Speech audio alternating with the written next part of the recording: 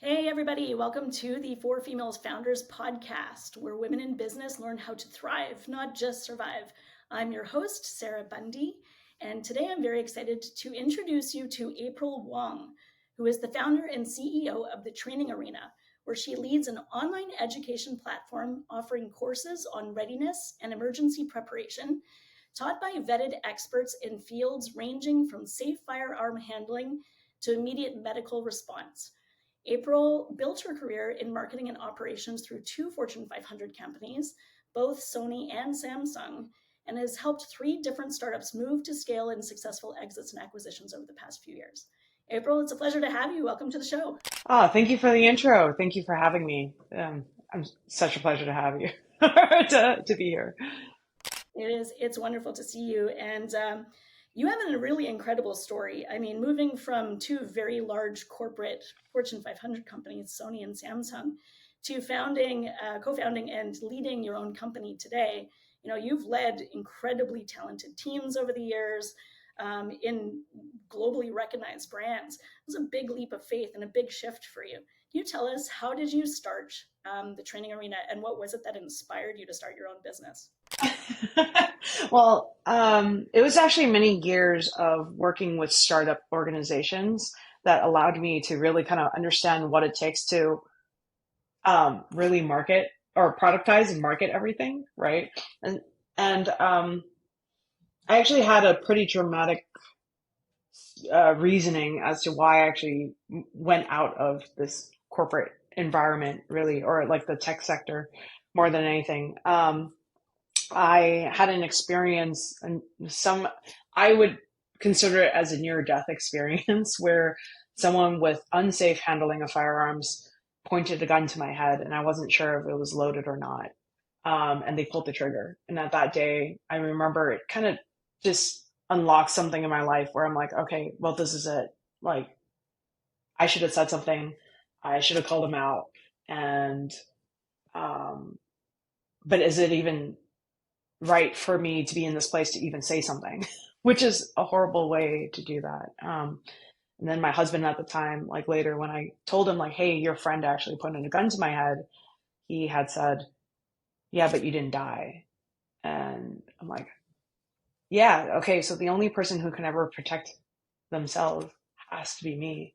And I was still working, um, I was still working as an executive at a tech startup, then, but for some reason it just felt clouded ever since then.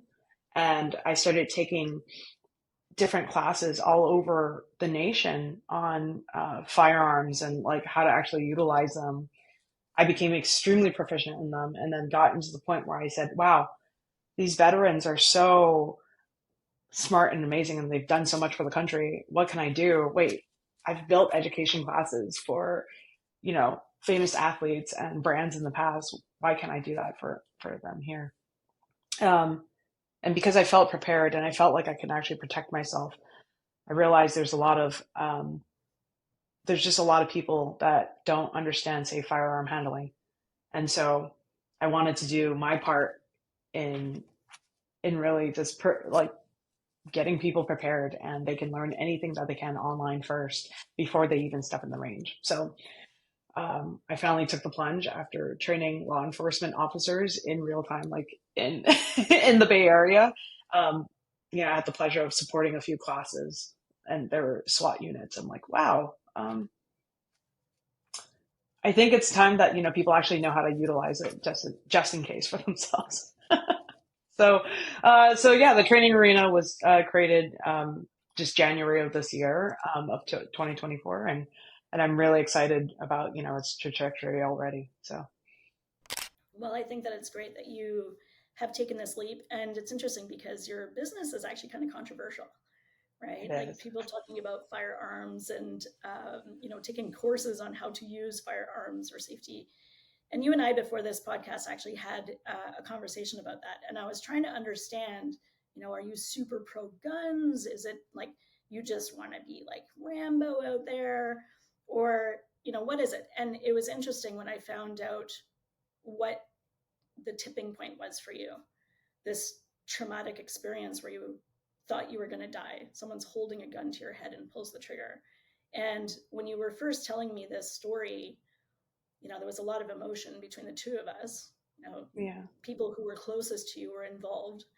And correct me if I'm wrong, but you were just out hunting with your husband and his friend, right? So it's not like you were in a city, no one pulled you over. Like you were just kind of hanging out with your, people you trusted. And Yeah. some people make bad decisions, and you got put in a position where you got stuck not knowing if you were going to live through the day or not. Yeah. Yeah. Yeah. It was actually, my husband's or ex-husband's, like colleagues. And, I went along with them on this. It was my first hunting trip. I have my feelings about hunting also. Like I'm a big animal lover. Um, but I knew that this was Turkey, and we knew that we also knew how we're going to utilize every step along the way, and what we were going to do with the turkey. So I was like, okay, now that we know that we're utilizing every piece of this turkey, like, okay, sign me up. You know, technically understanding how we are going to use it, we're going to eat it, and we're using every single part of the turkey to make broth and everything else too, made me feel okay to do this. And I think, hunting is a sustainable sport too. I know that itself is a contention, but yeah, yeah, his colleague, and, I had thought him and his wife were, they were considered as friends, at the time. A little reckless, um, but a lot more reckless than I expected that to be. And yeah. What I find really interesting about that story is that you could be anybody in the United States. You could be anybody anywhere in the world in a situation where there's just guns in general, right?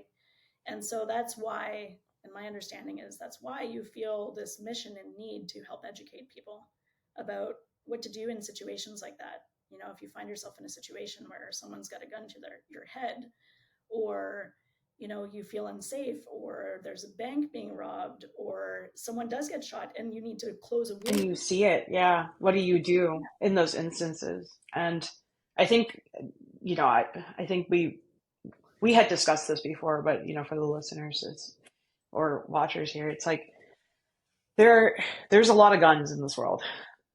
It's a matter of fact. And, in America, that's a Second Amendment right. And, they're everywhere. I think there's the ideal of whether everyone owns guns, or that they, take all the guns away, right? Being in California, you kind of see this like range of everyone's different viewpoints, right? And traveling around the nation, I could see the use of why firearms are required in certain spaces. But, I was looking at even some research, like of June of 2023 in Pew Research, like 1 in 4 households, in America actually owns them. 32% say that they own them, and only 25% of them are women. So they may live with guns around them, or your neighbors, or your, babysitters, or, anyone you visit, right? Like there's a high chance that they're going to own firearms. What are you going to do? Because as a child, we're taught, hey, tell an adult if you see a gun. Well, you're an adult now. At my point in my life, when I had, this hunting trip, I didn't know what to do, and I don't know what it was that I was supposed to call people out on. I was just trotting along with them as, we were just shooting around. So, yeah. So.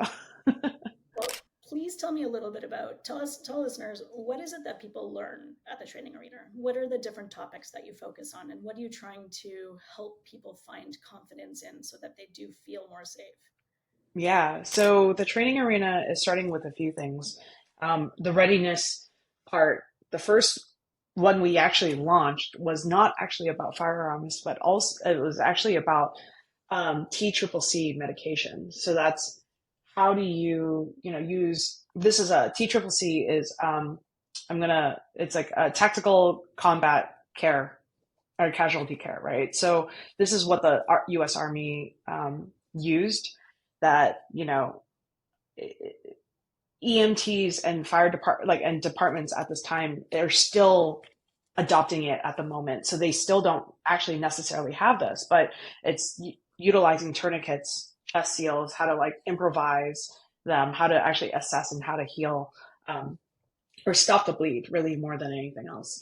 And we wanted to launch with that program first because more than likely you're going to experience, especially as you said, um, guns are everywhere at this time, and we see a lot of shootings happening. Um, I think it's more important to learn how to actually uh, stop the bleed. And we see, there's a famous cowboy guy that saved a lot of lives with like the Boston Marathon bombings, right? And he knew how to improvise his own tourniquets. Um, and my instructor that I have on the training arena, Dan Brunell, he started because it's like outside of his workplace, he had seen two stabbings just happen. And, places without guns, there's always knives. So, and I laugh, but it's actually really tragic. But he was able to save one of them and stop the bleed on one of them because, uh, the other one bled out, unfortunately. But he was able to save it. And that actually helped him start his company, which is all about the medical side. And so we wanted to partner with someone like that first. We also, I'm really excited to bring on some instructors that are teaching how do you train dogs to become personal protection animals, and those have different types of guidelines too. Than utilizing this and like other alternative methods of protection first. And then I am working with some of the top gun manufacturers in not only the US, but, in the world. And I'm really fortunate to partner with them to really create these safe classes of like the basic firearms. How does a gun actually work? Because ultimately you're going to hear from gun enthusiasts, like it's a tool. And ultimately it is, right? It's a tool until someone decides it not to be, just like, a chef's knife, right? Like, so we break it down to the parts. We break it down to like why and what happens when you actually pull the trigger, to then, what are the safest ways, how you're supposed to conduct yourself. Um, on a side note, whenever I tell people, because I don't have a background in the military, I don't have a background in any of this, right? In firearm safety or even the outdoors industry. And the biggest question people ask is, why are you starting a company in here then? That's a lot different than codes, and text and SaaS companies. um, and yeah, for me, it really is like, let's get all this knowledge out there. And as a woman, yes, there's a lot of information out there on YouTube.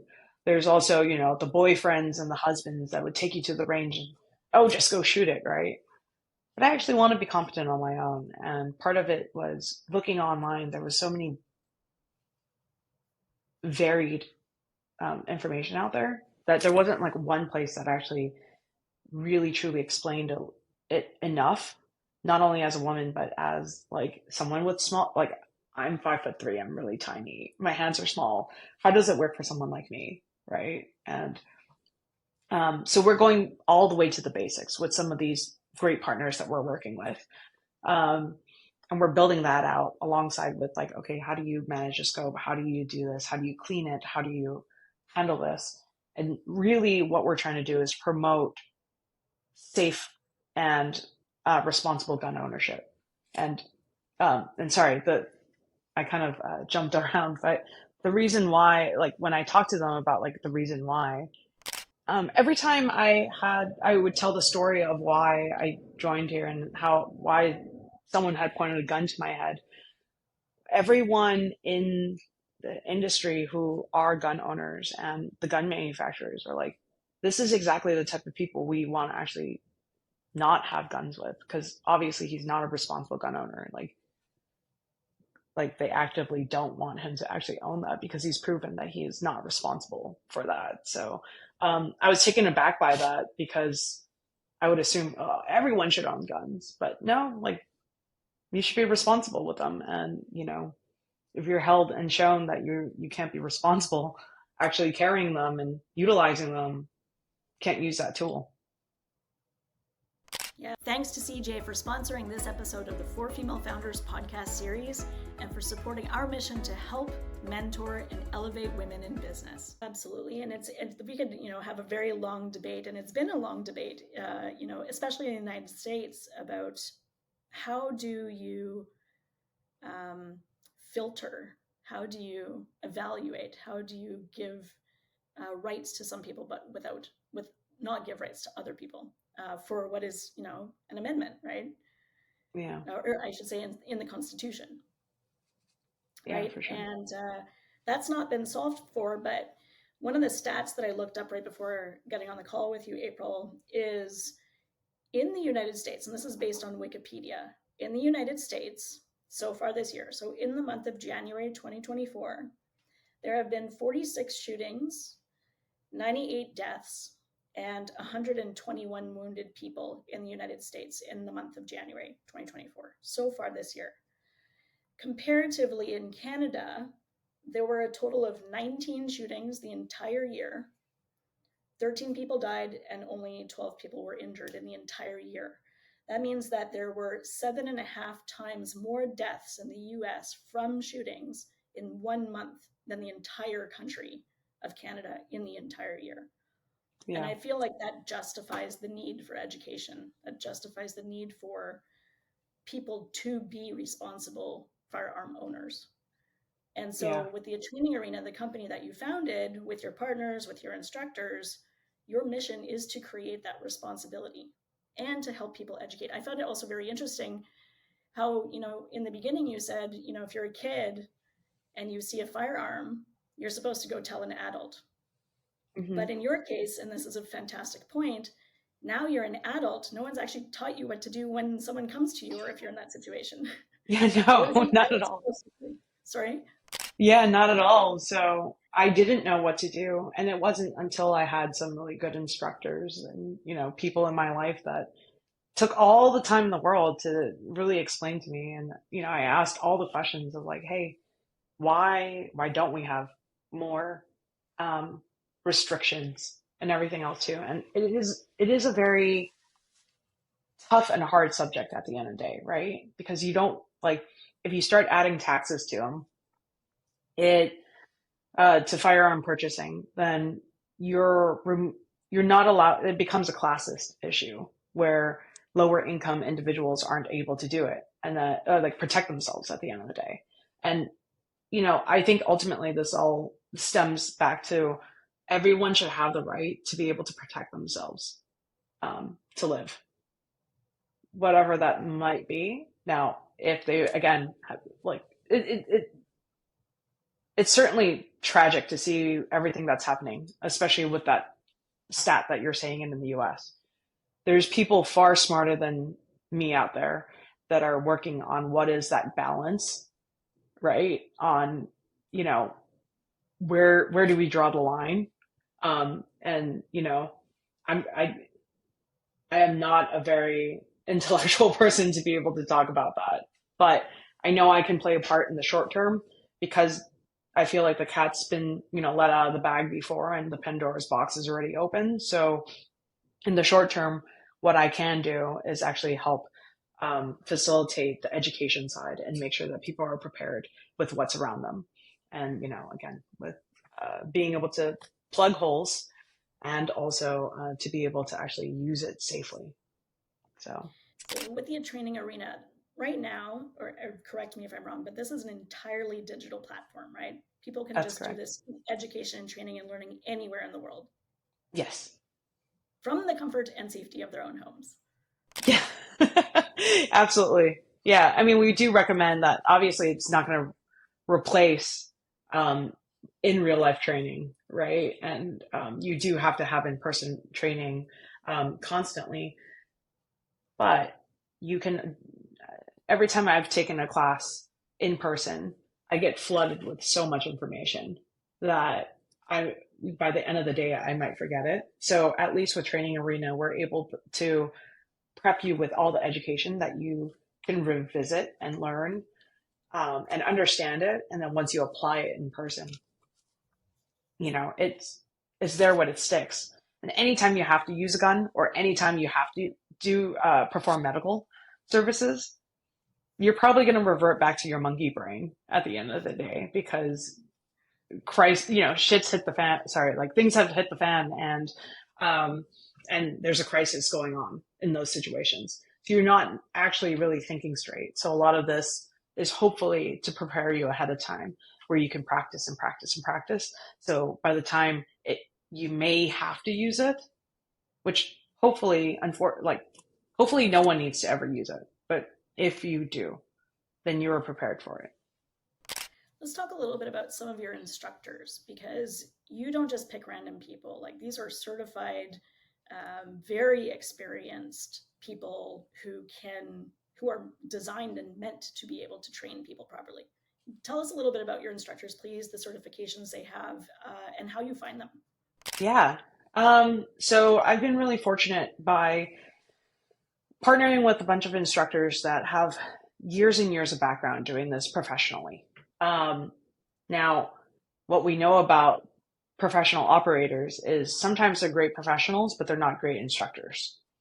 Or they're amazing instructors for the military, and that's awesome too, because there's a baseline of the education system. Well, I wouldn't call it education system, but like they've gone through some trainings before that make it so all the nomenclature and then expectations are all already there. So they've already built foundations, right? So they could be really good instructors for the military, but they may not be good instructors for civilians or people who, like me, might have just joined this world, and we may not necessarily perform in expected ways. Like it's almost like a QA test that you see in experiential marketing or something, right? Where the use case you didn't expect is going to be the one that is used, right?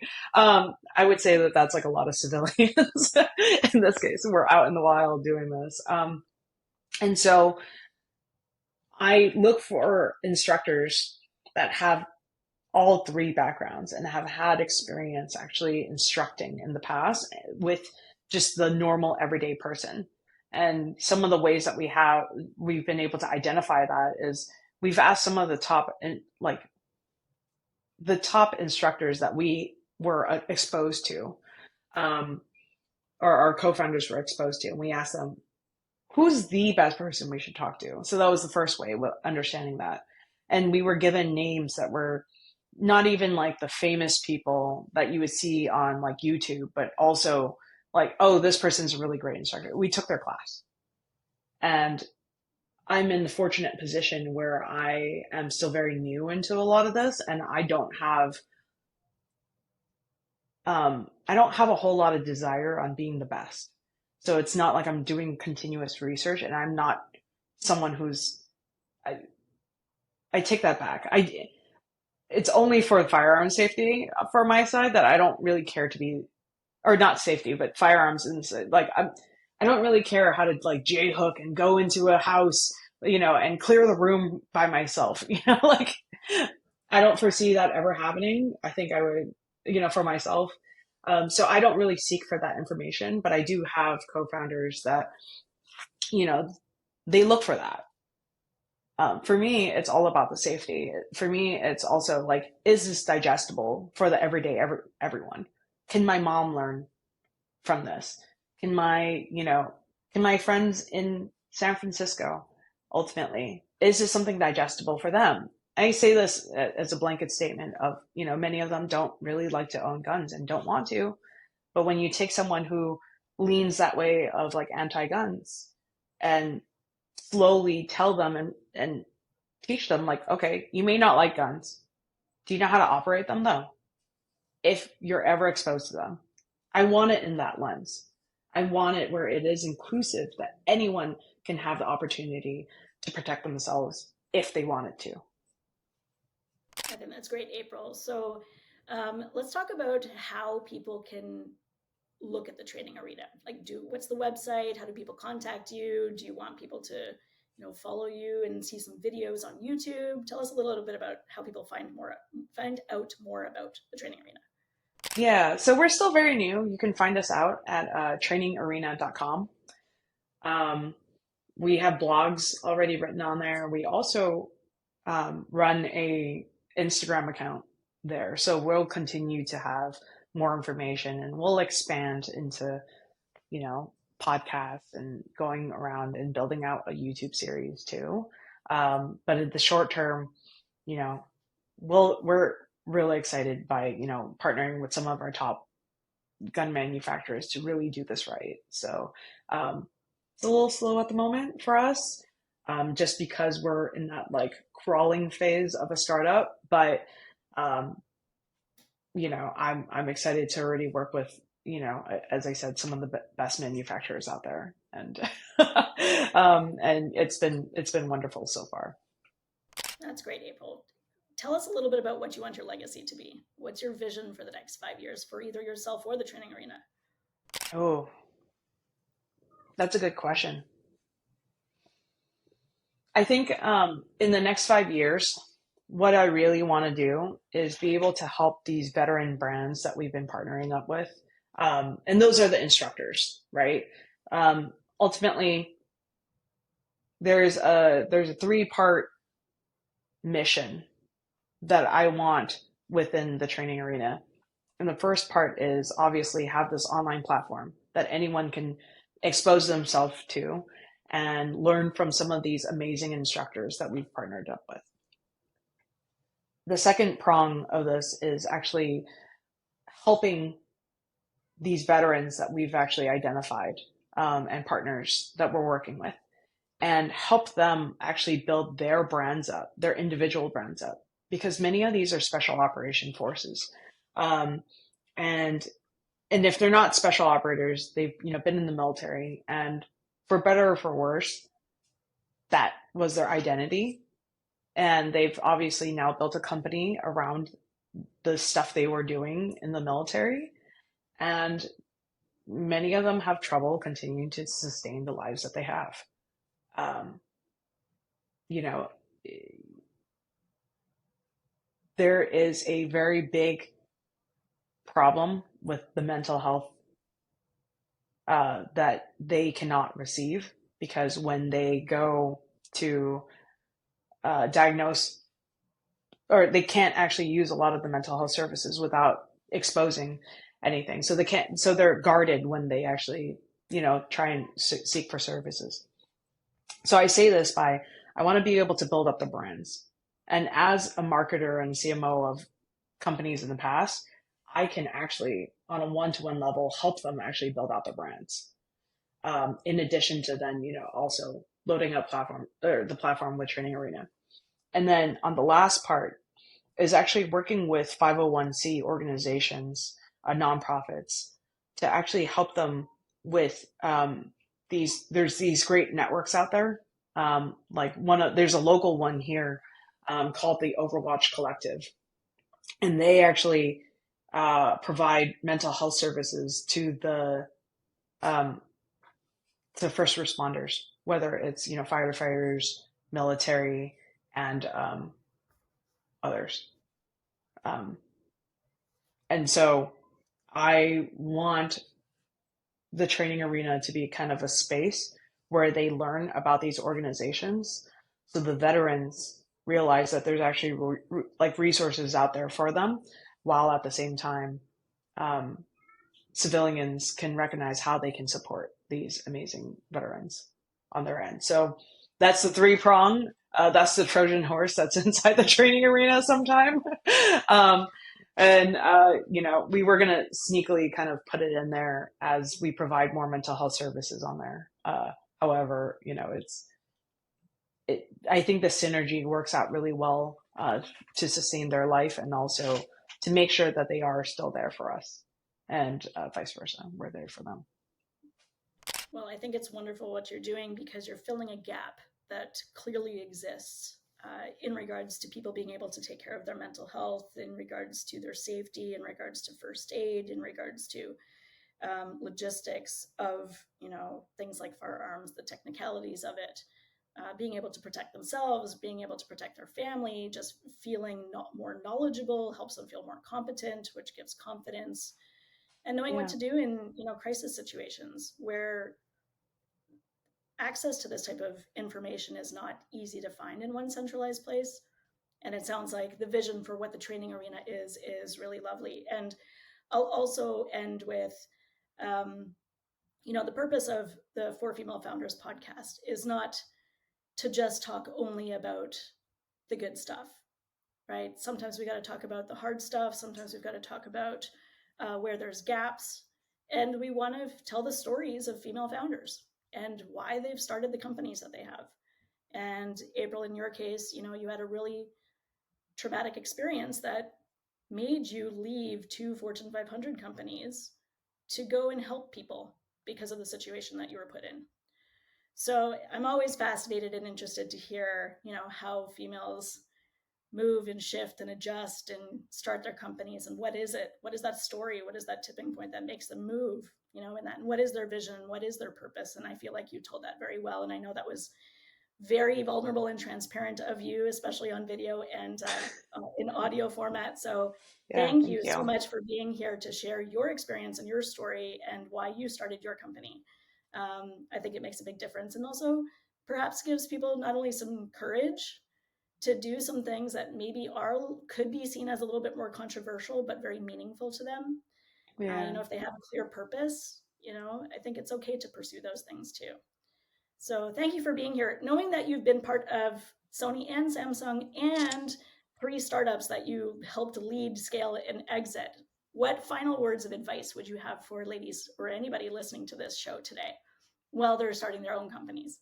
I would just say go for it. I think that you're never going to feel prepared to 100% prepared.